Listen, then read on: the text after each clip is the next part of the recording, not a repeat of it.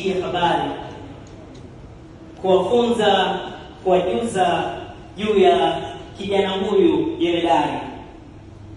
Kwa hiyo hata kama una chochote unachofanya, usitete, usinene. Maana Waswahili tunasema hata ndimu haiwezi kunoga ukiweka sukari. Jambo ni muda wake. Nauliza tena, wana CREV mpo tayari? Yes, kuwajuza juu ya historia ya God, best of the best, one among the best creature ever lived.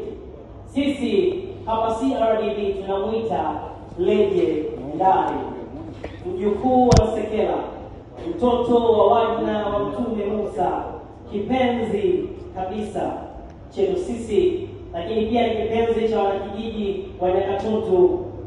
Abdul Majid ndio lake jina, kijana kutoka kwenye nyonga takatifu ya mama mpambanaji, mama mwajibikaji.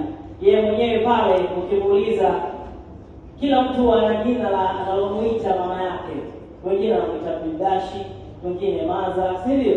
Lakini yeye anamuita mwana kijiji, maana ni mama ambaye amepambana, mama alimpambania na akamfunza adili na hekima. Lakini sio hivyo tu, huyu mama alipambana kwa jasho na damu na kujinyima, ili mradi leo mheshimiwa wetu Abdul Majid aipate hii heshima.